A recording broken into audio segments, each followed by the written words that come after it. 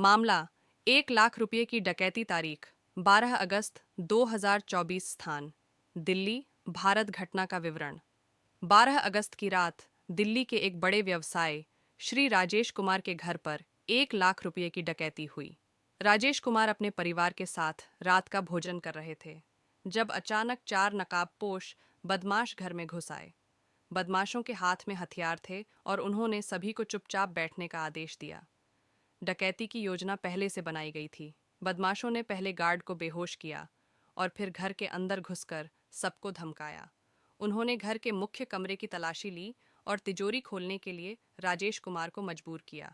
राजेश कुमार ने जब उनका विरोध किया तो एक बदमाश ने उन्हें बंदूक की नोक पर लिया और परिवार को नुकसान पहुंचाने की धमकी दी।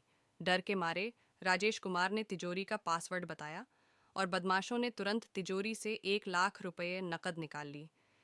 इसके बाद उन्होंने परिवार के सभी सदस्यों को एक कमरे में बंद कर दिया और चाबी लेकर भाग निकले। जांच और पुलिस कार्यवाही। घटना की सूचना मिलते ही पुलिस मौके पर पहुंची। पुलिस ने पूरे इलाके की नाकेबंदी कर दी और तुरंत जांच शुरू की। सीसीटीवी फुटेज की मदद से बदमाशों की पहचान करने की कोशिश की जा रही है। पुलिस को शक है कि इस डकैती में किसी अंदर के व्यक्ति का भी हाथ हो सकता है, जिसने बदमाशों को घर की पूरी जानकारी दी हो। इसके अलावा पुलिस ने आसपास के इलाकों में छापेमारी शुरू कर दी है और कई संदिग्धों को हिरासत में लिया है। पुलिस को उम्मीद है कि जल्द ही उन्हें कुछ महत्वपूर्ण सुराग मिल सकते हैं, जिससे वे बदमाशों को गिरफ्तार कर सकें और चोरी किए गए पैसे बरामद कर सकें। निष्कर्ष। इस घटना ने पूरे शहर में हड़कंप मचा दिया है और लोगों के मन में डर पैदा कर दिया है। पुलिस इस मामले को सुलझाने के लिए पूरी कोशिश कर रही है और लोगों से अपील कर रही है कि वे सावधानी बरतें और किसी भी संदिग्ध गतिविधि की सूचना तुरंत पुलिस को दें। यदि आप किसी असल मामले के बारे में जानकारी चाहते हैं या इस विवरण में और कुछ जोड़ना चाहते हैं तो कृपया बताएं। एक बैंक डकैती का मामला जिसमें लगभग 2 लाख रुपये लूटे गए थे में विस्तृत विवरण इस प्रकार है। घटना का समय और स्थान। ये घटना दोपहर के समय हुई जब बैंक में ग्राहकों की भीड़ थी। डकैती शहर के व्यस्त इलाके में स्थित एक प्रमुख बैंक की शाखा में हुई। घटना का विवरण। 4 हथियारबंद डकैत बाइक पर सवार होकर बैंक पहुंचे। बैंक में प्रवेश करते ही उन्होंने हथियार निकालकर बैंक स्टाफ और ग्राहकों को धमकाया। उनमें से एक डकैत ने काउंटर पर तैनात कैशियर को बंदूक दिखाकर कैश बॉक्स खोलने के लिए मजबूर किया। कैशियर ने डर के कारण तुरंत कैश बॉक्स खोल दिया, जिसमें करीब 2 लाख रुपये थे। डकैतों ने वह पैसा अपने बैग में भर लिया। इस बीच दूसरे डकैत ने बैंक के अंदर सभी लोगों को नियंत्रण में रखने का जिम्मा संभाला।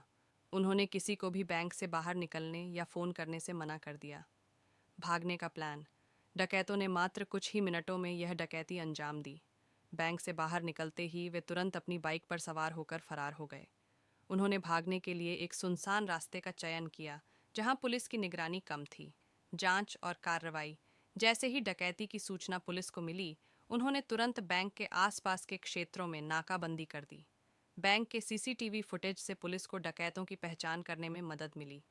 फुटेज में डकैतों के चेहरे ढके हुए थे, लेकिन पुलिस को उनकी बाइक की नंबर प्लेट का कुछ हिस्सा देखने को मिला। वर्तमान स्थिति। पुलिस ने मामले की जांच शुरू कर दी है और डकैतों की गिरफ्तारी के लिए कई टीमें गठित की गई हैं। बैंक स्टाफ और ग्राहकों से पूछताछ की जा रही है और आसपास के क्षेत्र में लगे अन्य सीसीटीवी कैमरों की भी जांच की जा रही है। इस मामले में पुलिस जल्द ही डकैतों को पकड़ने का दावा कर रही है, लेकिन अब तक कोई भी गिरफ्तारी नहीं हुई है। यह एक अत्यंत संगठित और सुनियोजित डकैती मानी जा रही है, जिसमें डकैतों ने पूरी तैयारी के साथ बैंक को निशाना बनाया। कहानी का शीर्षक अंधेरी गलियों का रहस्य।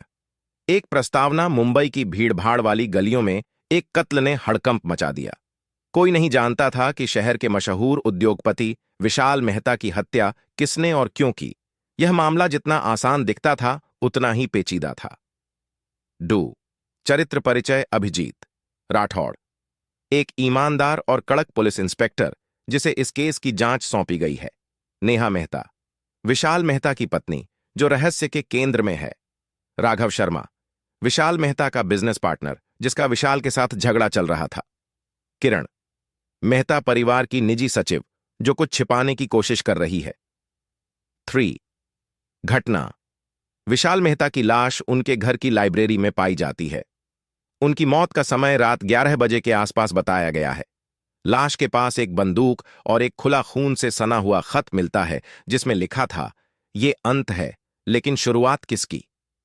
चौथी जांच का आरंभ: अभिजीत राठौड़ ने सबसे पहले परिवार और करीबी लोगों से पूछताछ शुरू की।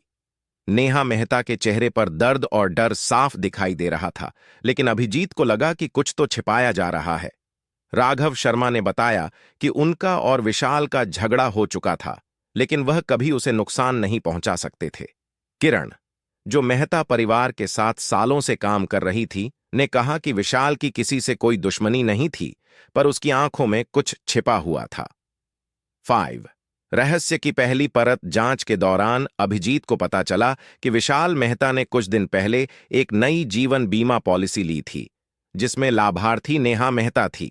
इसके साथ ही लाइब्रेरी के सीसीटीवी फुटेज से पता चला कि रात 10:45 पर विशाल मेहता के कमरे में कोई गुस्सा था, लेकिन उसका चेहरा नहीं दिख रहा था।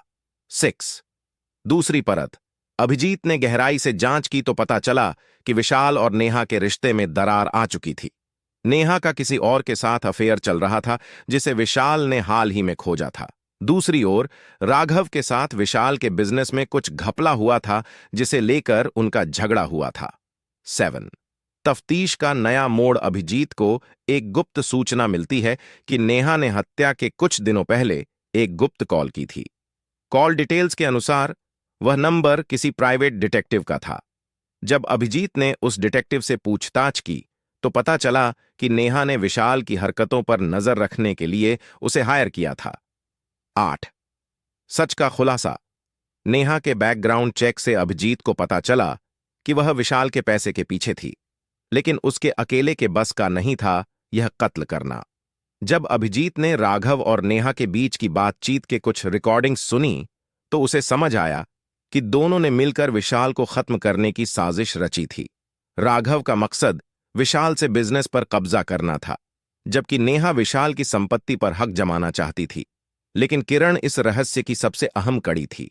उसने इस पूरे षड्यंत्र को होते देखा था और नेहा ने उसे चुप रहने के लिए पैसे दिए थे। 9. अंतिम मोड़: अभिजीत ने किरण को पुलिस सुरक्षा में लिया और उसने पूरी कहानी खोल दी।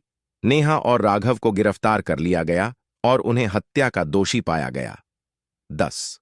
निष्कर्ष: विशाल मेहता की मौत के बाद कई गहरे रहस्य उजागर हुए। अभिजीत राठौड़ की कुशलता और सत्य की खोज ने अंततः न्याय को स्थापित किया। समाप्त। टाइटल: रात की साजिश। Plot of the night. प्रस्तावना: प्रोलॉग: शहर के बाहरी इलाके में एक लग्जरी विला में एक प्रमुख उद्योगपति अर्जुन वर्मा की हत्या हो जाती है।